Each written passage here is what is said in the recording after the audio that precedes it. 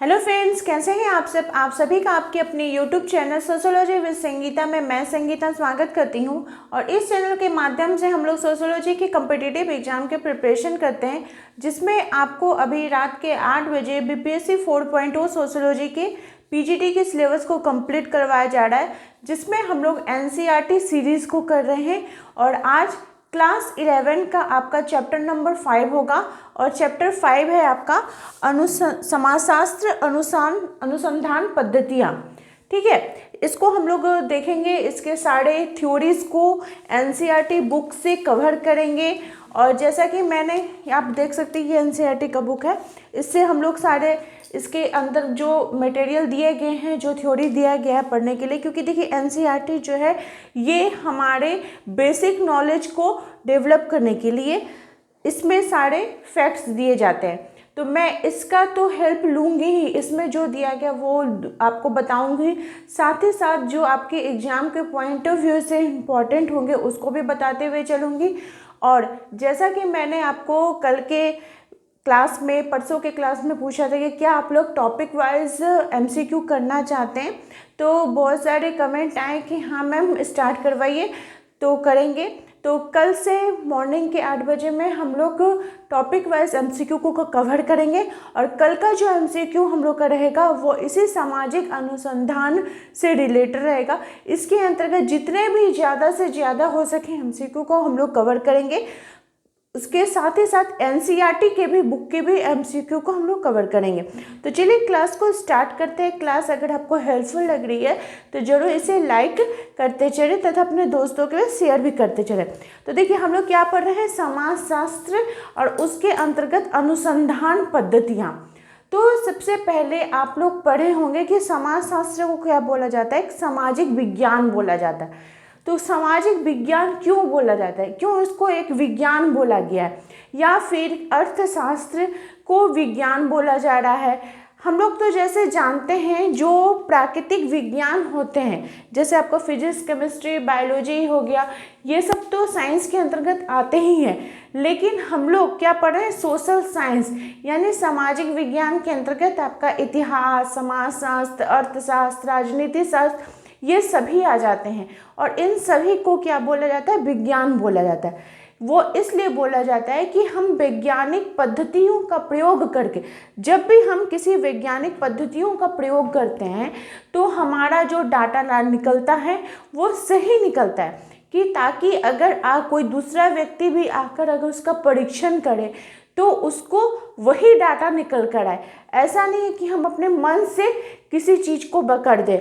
आप यहाँ पे देखिएगा चैप्टर में आपका दिया गया है कि जब हम समाजशास्त्र का अध्ययन करते हैं तो अध्ययन की विधियों के अंतर्गत जो जो इम्पोर्टेंट पॉइंट होगा मैं उसको लिखते हुए चलूँगी। तो अध्ययन पद्धतियों के अंतर्गत 2 प्रकार की अध्ययन पद्धतियों के बारे में बात की गई है। वो 2 प्रकार की अध्ययन पद्धतियाँ कौन कौन सी हैं आपकी, वस्तुनिष्ठता तथा व्यक्ति परक। जो है पहला है वस्तुनिष्ठता, ठीक है, वस्तुनिष्ठता जिसको कि ऑब्जेक्टिविटी बोला जाता है, वस्तुनिष्ठता। और दूसरा है व्यक्ति परकता।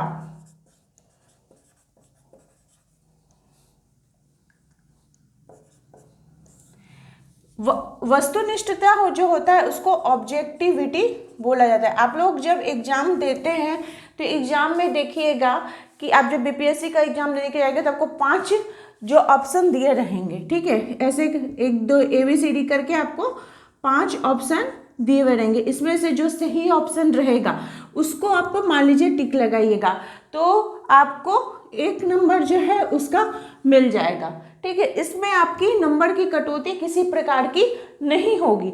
लेकिन ये क्या हो गया, ये ऑब्जेक्टिविटी हो गया यानी वस्तुनिष्ठता हो गया। इसमें जो तथ्य निकल के आएगा, जो आंसर आएगा वो सही होगा। लेकिन वही अगर आपको क्वेश्चन आंसर राइटिंग करने के लिए बोल दिया जाए और वो क्वेश्चन अगर मान लीजिए 10 मार्क्स का हो, तो आपको कोई भी जो कॉपी चेक कर रहे हैं वो आपको फुल मार्क्स देंगे ही नहीं, या तो 9 देंगे या फिर 8 देंगे, इस प्रकार से देंगे। तो वो क्या हो जाता है, व्यक्ति परकता हो जाता है। उसमें व्यक्ति कुछ जो है अपना सोच, अपना थिंक लगा देता है। मान लीजिए आप एक ही आंसर लिखे हैं और उसको 10 जन भी अगर चेक कर रहा है तो सबका जो नंबर देने का जो एक आंकड़ा रहेगा सबका आपको अलग अलग देखने को मिलेगा व्यक्तिपरकता में।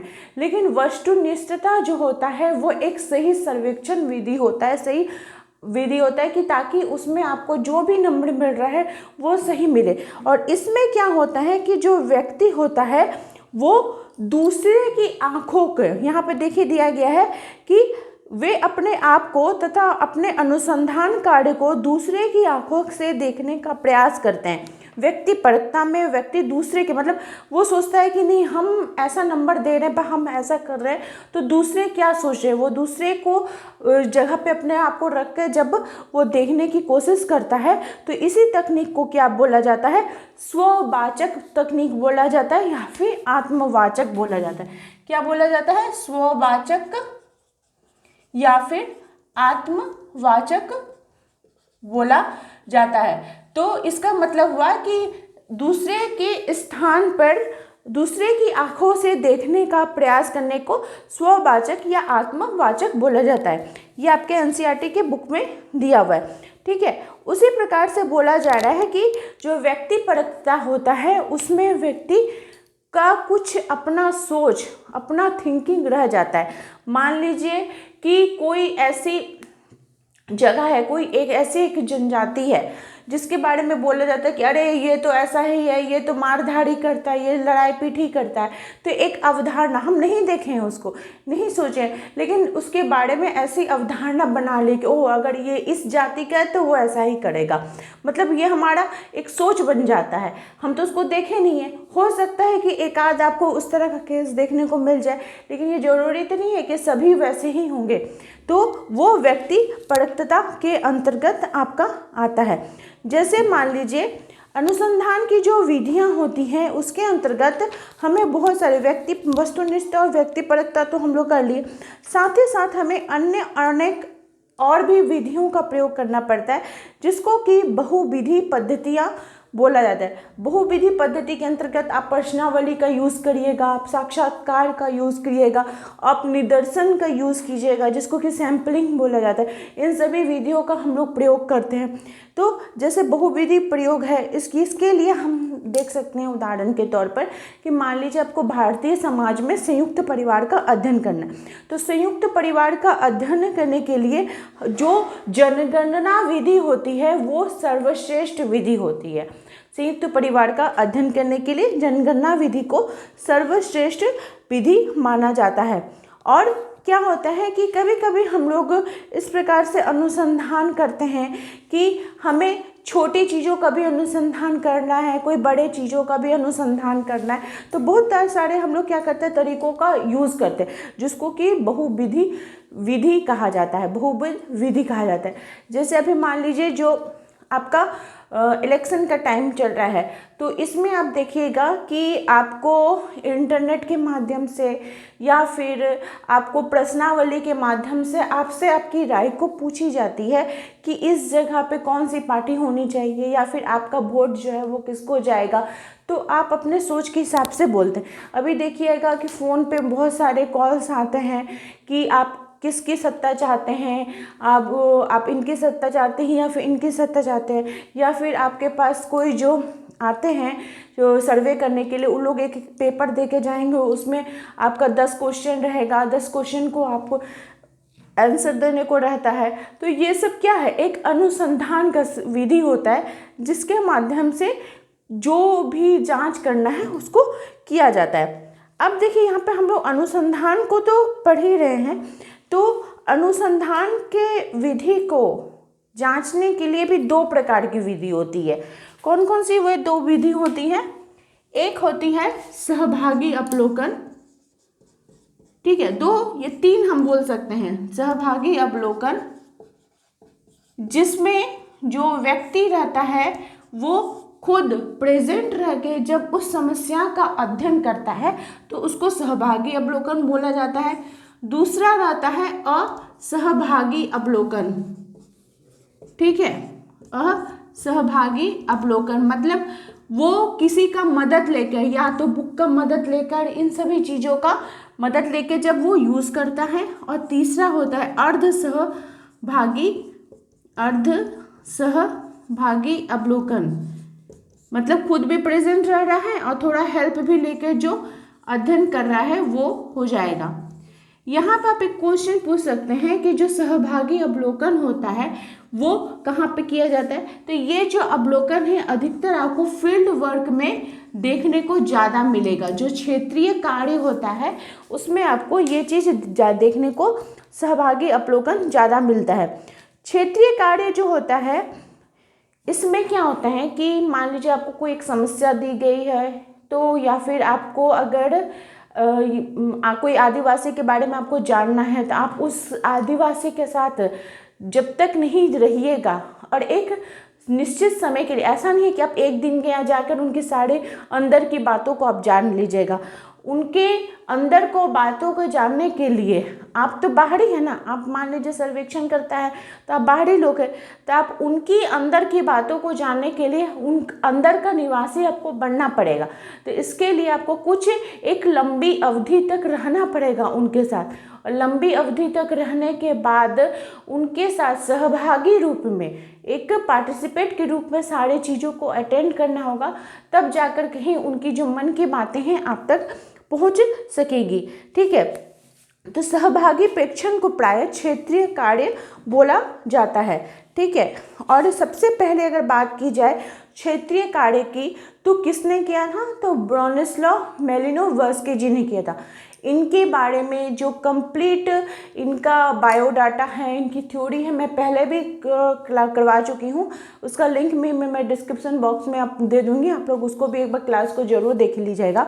और यहाँ पर भी मैं आप लोग को उनके बारे में बता देती हूँ कि ब्रोनिस्लाव जो मैलिनोवस्की थे वो मेनली किसके लिए जाने जाते थे, तो वो क्षेत्रीय कार्य करने के लिए जाने जाते थे। किसके लिए जाने जाते थे, तो क्षेत्रीय कार्य करने के लिए वे जाने जाते थे। और इनके बारे में एक बहुत ही ज़्यादा फेमस कहानी भी है इनका, मतलब क्षेत्रीय कार्य कैसे हुआ। तो ब्रोनिस्लाव मैलिनोवस्की जो है ये आपका देखिए एनसीईआरटी के बुक में ही दिया हुआ है, आप लोग इसको पढ़िएगा तो पता चलेगा। तो वो कहाँ के निवासी थे, वो पोलैंड के निवासी थे, लेकिन वो रहते कहाँ पे थे, तो पोलैंड के एक मानव विज्ञानी थे जो ब्रिटेन में बसे हुए थे। ठीक है, तो जब 1914 का समय था, यानी प्रथम विश्व युद्ध का जब समय था, जब यूरोप में प्रथम विश्व युद्ध शुरू हुआ, तो उस समय उनको बोला गया कि आप तो पोलैंड के निवासी हैं लेकिन आप रह रहे हैं ब्रिटेन में, तो आपको ब्रिटेन में नज़रबंद कर दिया जाएगा क्योंकि आप तो वहाँ के निवासी हैं नहीं। तो ब्रोनिस्लाव मैलिनोवस्की जो थे वो बोला कि देखिए आपको अगर नज़रबंद करना ही है, यूरोप के जो सैन्य अधिकारी थे उन लोग को बोले कि आपको अगर नज़रबंद करना ही है तो मुझे क्या करिए, आप ऑस्ट्रेलिया में कर दीजिए। कहाँ कीजिए, ऑस्ट्रेलिया में कर दिए, जो कि किसका एक द्वीप था, यूरोप का ही एक द्वीप था। इसमें उन्होंने बोले कि वहाँ पे मुझे नज़रबंद कर दीजिए, और वे ऑस्ट्रेलिया के ट्रोबियांडा जो द्वीप समूह थे वहाँ के जो आदिवासी थे उनके साथ वो कम से कम 1.5 साल तक रहे, एक लंबी अवधि तक रहे। वहाँ पे रहने के बाद उनके जो वही बात हो जाता है अंदर की, क्योंकि वो तो पहाड़ी व्यक्ति थे तो एक दिन में तो उनको सारी चीज़ों के बारे में जानकारी मिलेगी नहीं। तो फिर जब रहते रहते उनकी अंदर की सारी बातों के बारे में वो उनको जानकारी हासिल हुई, तो इस प्रकार से फिर उन्होंने अपने क्षेत्रीय कार्य को किया। देखिए ये तो इम्पॉर्टेंट होता ही है, साथ ही साथ जो एनसीईआरटी का बुक रहता है ना उसमें कॉलम में भी दिया जो रहता है वो भी बहुत इम्पॉर्टेंट होता है। तो देखिए यहाँ पे जैसे दिया हुआ है, तो जो जो इम्पोर्टेंट है मैं आपको लिखते हुए चलती हूँ। तो जिस प्रकार से आपके ब्रोनिस्लाव मैलिनोवस्की जी वो कहाँ पे अध्ययन किए, तो ट्रोवियांडा द्वीप समूह में, आप इसको नोट कर लीजिए इम्पोर्टेंट करके कि ब्रोनिस्लाव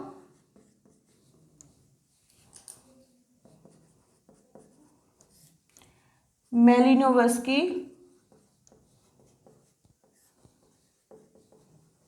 ने कहाँ पे उन्होंने अपना क्षेत्रीय कार्य किया था, तो ट्रोवियांडा द्वीप समूह में किया था। कहाँ पे किया था, ऑस्ट्रेलिया के ट्रोवियांडा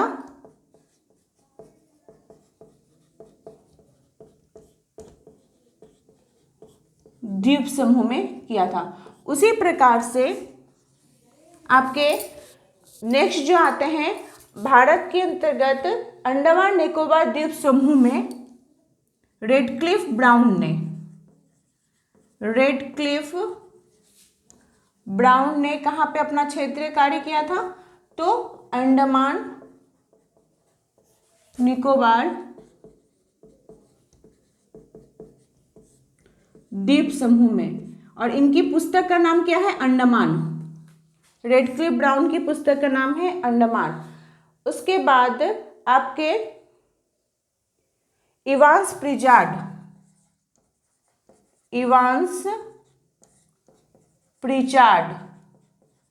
इन्होंने कहाँ पे अध्ययन किया था? इवांस प्रिचार्ड ने सूडान में न्यूड जनजाति का अध्ययन किया था।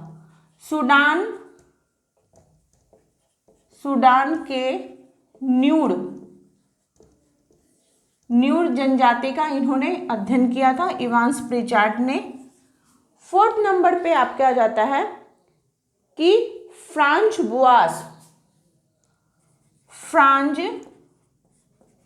बोआस, इन्होंने संयुक्त राज्य अमेरिका में जो मूल अमेरिकन जनजाति थी उनका उन्होंने अध्ययन किया था। ठीक है। 5th नंबर पे आपका आता है मार्गरेट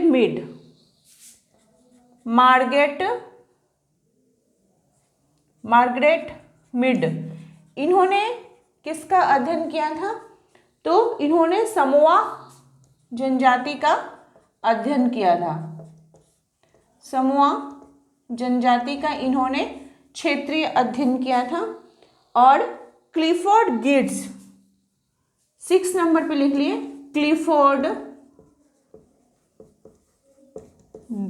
क्लिफोर्ड आपके गिड्स, इन्होंने अध्ययन किया था बाली ये वही बाली है जो कि आपके रामायण में पढ़े होंगे, जो सुग्रीव और बाली थे, 2 भाई थे। जो राम जी जो थे वो उन्होंने सुग्रीव का साथ दिया था और बाली को हराया था, बहुत शक्तिशाली था। ये बाली वही द्वीप समूह है। तो क्लिफोर्ड गिड्स कहाँ पे अध्ययन किए थे? तो बाली द्वीप समूह में जाकर अध्ययन किए थे। और अगर भारत की बात की जाए तो भारत में सबसे पहले किनके द्वारा अध्ययन किया गया था? तो बहुत इंपॉर्टेंट है, एम.एन. श्रीनिवास ने कर्नाटक के रामपुरा गांव का अध्ययन किया था। कहाँ का अध्ययन किया था? कर्नाटक के रामपुरा गांव का अध्ययन किया था। रामपुरा का नाम इन्होंने ही दिया था, उसके पहले इसका नाम था कोटकल्ली। रामपुरा गांव का पहले का नाम क्या था? तो कोटकल्ली। तो आप देख सकते हैं ये कितने सारे इंपॉर्टेंट है, यहाँ से आपको क्वेश्चंस जो है वो देखने को मिलेंगे। ब्रोनिस्लाव मैलिनोवस्की से पूछेगा, रेडक्लिफ ब्राउन से पूछेगा, एम.एन. श्रीनिवास से पूछेगा। ठीक है। उसके बाद ये सब तो क्षेत्रीय अध्ययन किए, लेकिन जो जेम्स फ्रेजर थे वो क्षेत्रीय अध्ययन नहीं किए, वो किताबी अध्ययन किए। उन्होंने किताब का सहारा लिया। ठीक है। और किताब के अध्ययन करने के बाद उनके पुस्तक का नाम था द गोल्डन बॉ, या फिर कहीं कहीं द गोल्डन बाग भी लिखा होता है। इसमें उन्होंने इसके अध्ययन करने के बाद उन्होंने अपनी जादू की अवधारणा को प्रस्तुत किया। और उसी प्रकार से एमाइल दुर्खैम जी ने आदिम धन का भी उन्होंने अध्ययन किया था। वो आपका अनुसंधान पद्धति के अंतर्गत ही आएगा। उसके बाद आपका नेक्स्ट जो आता है एस.सी. दुबे की पुस्तक का नाम क्या है? तो इंडियन विलेज, ये सब लिख लीजिए। और यहाँ पे मैं आपको एक क्वेश्चन पूछती हूँ, आप बताइए कि स्ट्रीट कॉर्नर सोसाइटी ये किसकी पुस्तक है? स्ट्रीट कॉर्नर सोसाइटी, होमवर्क रहा, आप लोग मुझे कमेंट करके बताइए कि स्ट्रीट कॉर्नर सोसाइटी ये किसकी पुस्तक का नाम है। ये मुझे ज़रूर कमेंट करके आप लोग बताइए। और जितना मैंने आप लोगों को ये डाटा बताया है उस सभी को आप लोग लिखते हुए चलिए। तो आई होप आप लोगों को आज की जो क्लास है वो हेल्पफुल लगी होगी। कल के मॉर्निंग के क्लास में हम लोग इससे रिलेटेड जितने भी इम्पॉर्टेंट MCQ होंगे और उसको हम लोग कवर करेंगे और देखेंगे कि जैसे मान लीजिए MN श्रीनिवास ने रामपुरा का अध्ययन किया, तो और किन्होंने किसका अध्ययन किया, सारे हम लोग उसी क्लास में कवर करेंगे। तो इसी प्रकार से आप लोग चैनल के साथ बने रहिए। आप सभी का मेरे चैनल में बने रहने के लिए बहुत बहुत धन्यवाद।